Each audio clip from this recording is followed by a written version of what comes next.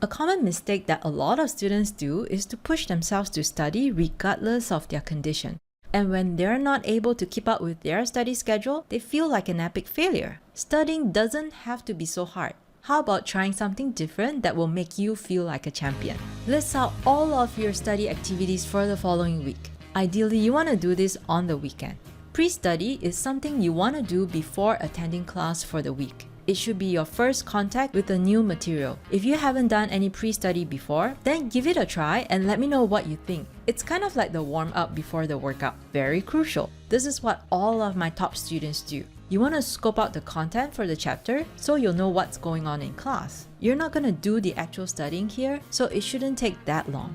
Take a look at your syllabus and other resources to figure out the scope, keywords, formulas, and diagrams. This is where the actual learning takes place. Use effective study strategies so your time invested will pay off. Learn by the chapter rather than the topics. Let's say your lecturer will be covering only 2 out of the 4 topics for the week. Go ahead and learn the entire chapter with the 4 topics. The reason being, you want to make connections between topics and not learn them in isolation like the way your textbook presents them.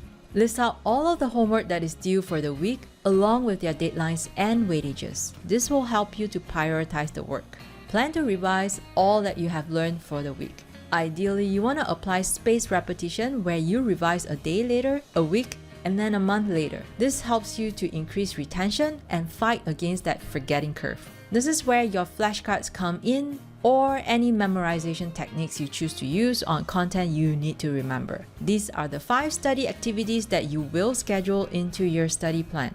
Check out this video for the 4-step strategy in creating your ideal schedule. You want to set yourself up for success by matching the study activity with your energy level. Schedule high energy study session when you're able to focus best. If you're a morning person, that means it's first thing in the morning. If you're a night owl, then later in the evening. Low energy activity like pre-study can be scheduled when you're not at your peak.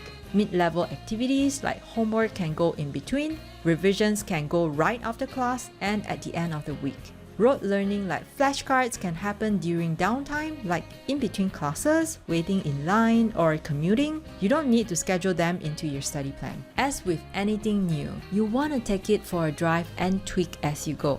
Evaluate your study plan at the end of the week and ask yourself these questions.